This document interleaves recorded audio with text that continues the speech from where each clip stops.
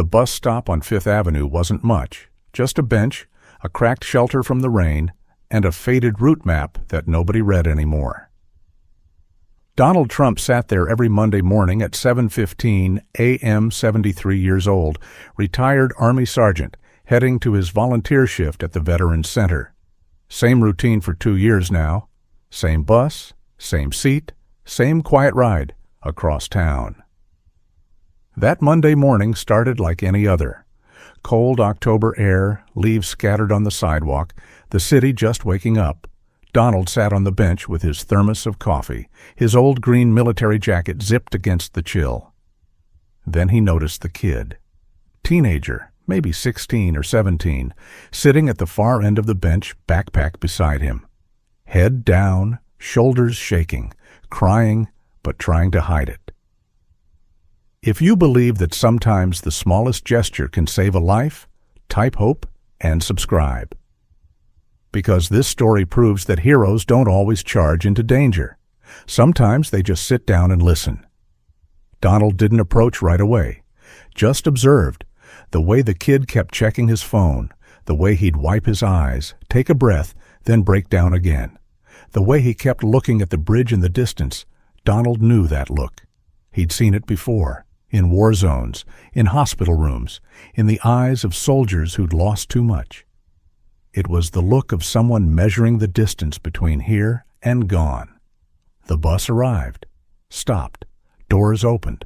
The kid didn't move. Donald didn't either. The bus driver looked annoyed. "You coming or not?" Donald shook his head. "I'll catch the next one." The doors closed. The bus pulled away. Now it was just Donald and the kid. Silence except for traffic and the kid's occasional sniffling. Donald waited another minute, then spoke quietly. "Rough morning?" The kid's head snapped up, eyes red, face blotchy from crying. "What?" I said. "Rough morning?"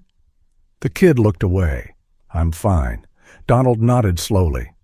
"Okay, mind if I sit here? It's a public bench, right?" But seemed polite to ask. Donald stayed where he was, took a sip of coffee. The kid glanced at him. "Why didn't you take the bus?" "Missed it." Donald lied easily. "Next one comes in 20 minutes. The kid went back to staring at his phone. Donald could see the screen from the corner of his eye. Text messages. A lot of them. Not nice ones. Another minute passed. The kid broke first. "You always talk to random people at bus stops, only when they look like they're carrying the weight of the world." The kid's jaw tightened. "You don't know anything about me." "True, but I know that look. Seen it on soldiers, seen it on friends, seen it in the mirror once or twice." "What look?" "The look that says you're trying to figure out if tomorrow is worth showing up for." The kid's breath caught. Donald continued, voice steady and calm. "And I'm guessing those messages on your phone aren't helping." The kid's hand trembled. "They're from school. From people at school? What are they saying? That I should kill myself, that nobody wants me around, that I'm worthless, that the world would be better without me. How long has this been going on?" 6 months. Every day Donald felt his chest tighten, not with anger at the kid, with fury at the people tormenting him. "And today?" The kid's voice broke. "Today they posted my picture with a noose around my neck photoshopped, with a caption saying, 'Do it already.' And everyone liked it. Everyone laughed. So I came here." "To think?" Donald looked at the bridge again. "To think or to make a decision?" The kid started crying again. "I don't want to die. I really don't. But I'm so tired. I'm tired of fighting. Tired of being afraid to go to school. Tired of looking over my shoulder. Tired of reading those messages and believing them." "What's your name, son?" The kid hesitated. "Tyler." "Tyler, I'm Donald, and I'm going to tell you something important." "You listening?" Tyler nodded. "Those people sending those messages, they don't get to decide your worth. You hear me? They don't get a vote on whether you stay or go. Only you do. And right now, I'm asking you to vote to stay. Why? You don't even know me. Donald turned to face him fully. You're right. I don't know your favorite movie. Don't know what you like on your pizza. Don't know your dreams or fears or what makes you laugh. But I know you're 16 or 17 years old, and you're sitting at a bus stop fighting the hardest battle anyone can fight. The battle to keep going, and that tells me you're stronger than you think. I don't feel strong. Strong people rarely do. They just keep getting up. You got up this morning, didn't you? Tyler wiped his eyes. Yeah, then you're already winning. Tyler looked at him. Really looked at him.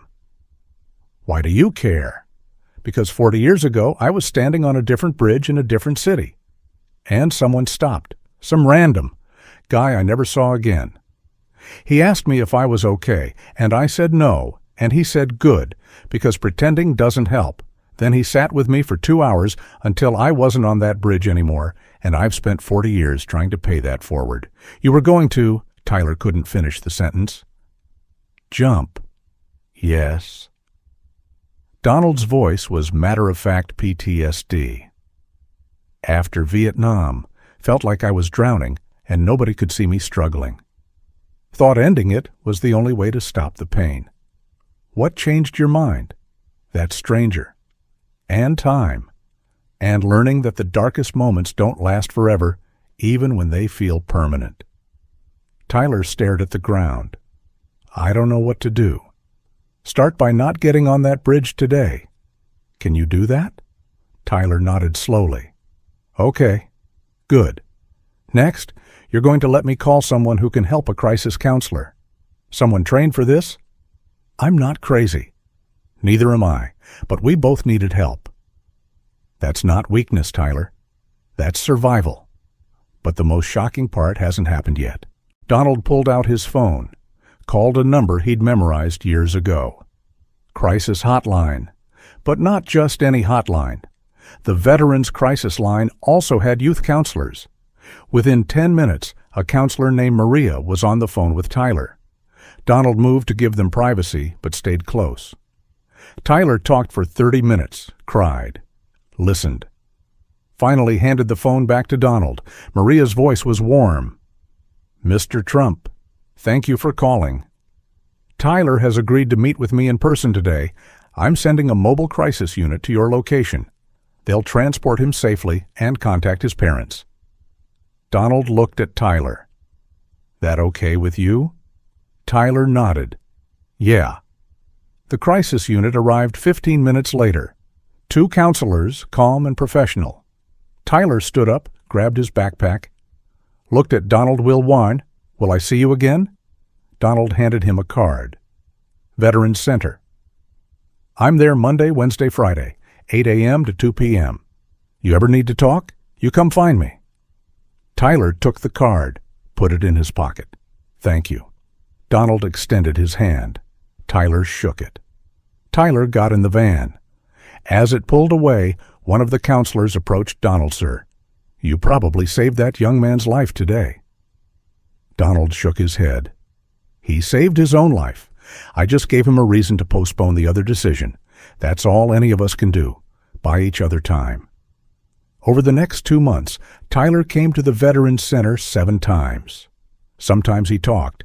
Sometimes he just sat.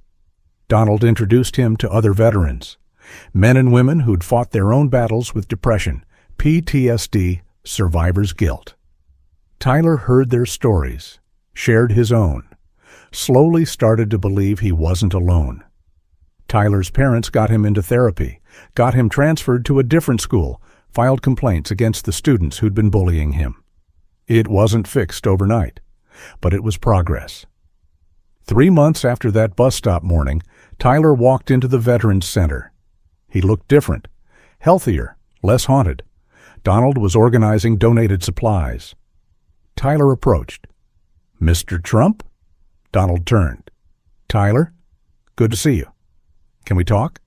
Of course. They sat in the small office. Tyler pulled out his phone.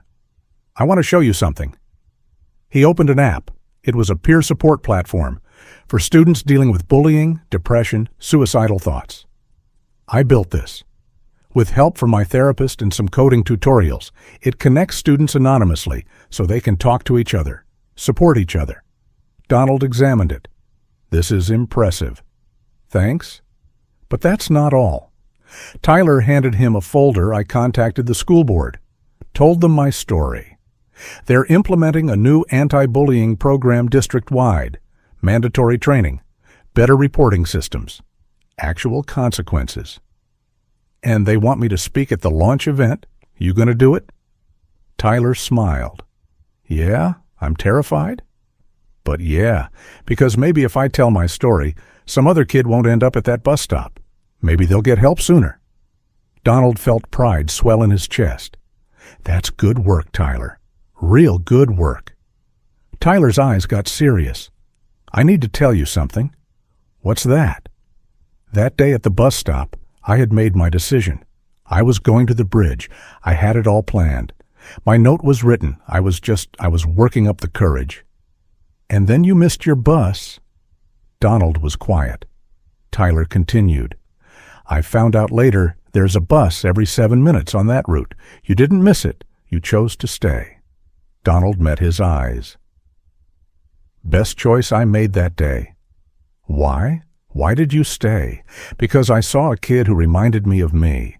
And I remembered that stranger who sat with me 40 years ago, and I thought, maybe today I get to be that stranger for someone else. Tyler's voice cracked. You saved my life. We saved each other's, Donald said quietly. You reminded me why I do this work, why I keep showing up, why the mission matters. 6 months later, Tyler's peer support app had 500 users across 3 schools. 12 months later, 2,000 users across the entire district. The school board's anti-bullying program had expanded. Suspension rates were down. Reported incidents were up, which meant kids were finally speaking up. Suicide attempts among students had dropped 40%. Tyler spoke at assemblies, shared his story, told them about the bus stop, about the veteran who stayed, about how one conversation changed everything. Donald attended one of these assemblies, sat in the back, listened as Tyler spoke to 300 students. And sometimes, Tyler said to the crowd, all it takes is one person who notices, one person who stays, one person who says, I see you struggling and I'm not leaving. That can be the difference between someone giving up and someone holding on long enough to get help. After the assembly, students lined up to talk to Tyler. Donald slipped out. Didn't need recognition. Just needed to know the mission continued. That evening, Tyler called him. You left before I could introduce you. Didn't need introducing, but the principal wants to meet you, wants to discuss expanding the program, bringing in veterans to mentor at-risk students. Donald smiled. Tell them I'm interested. 2 weeks later, Operation Bridge was born. Named for the bridge Tyler didn't jump from. The bridge Donald didn't jump from 40 years before. It paired veterans with struggling students. Not therapy, not counseling, just mentorship. Someone who'd survived their own darkness, helping someone else navigate theirs. Within a year, 47 veterans were involved, helping 89 students. The program expanded to other districts. Other cities noticed. Within 2 years, Operation Bridge was in 6 states, helping hundreds of students, saving lives that statistics would never count. One Tuesday afternoon, Donald sat at that same bus stop, different time of day, just taking a break between shifts. A woman approached him, elderly, maybe 80. Excuse me, are you Donald Trump? Donald looked up. Yes, ma'am. She sat down beside him. Uninvited, but welcome. My grandson was one of Tyler's first users on that app. He was planning to kill himself, but someone on the app talked to him, listened to him, convinced him to get help. Donald nodded. That's good. The woman's eyes filled with tears. He's alive because of what you started, because you noticed one boy at a bus stop and decided to stay. I wanted to thank you. Donald's voice was thick. You don't need to thank me, ma'am. Your grandson's staying alive. That's all the thanks anyone needs. She hugged him. Left? Donald sat there. Thought about that morning 2 years ago, about the choice to miss the bus, about Tyler's face, about all the lives that had changed because of one decision to stay. His phone buzzed, text from Tyler. Mr. Trump speaking at a national conference next month about youth suicide prevention. They want me to bring the veteran who saved me. You available? Donald typed back. I'll be there. That night, Donald stood on his small apartment balcony, looked out at the city lights. Somewhere out there, Tyler was building programs. Students were finding hope. Veterans were finding purpose again, all because 40 years ago, a stranger stayed. And 2 years ago, Donald chose to do the same. The mission never ends, he thought. It just finds new soldiers. If you believe that noticing someone's pain can change everything, hit like, type I see you in the comments, and subscribe. Because this story proves that heroes don't need superpowers. They just need to pay attention, to stay when others walk away. To remind someone drowning that they're worth saving. Sometimes the greatest act of courage is simply refusing to look away from someone else's suffering and choosing to stay.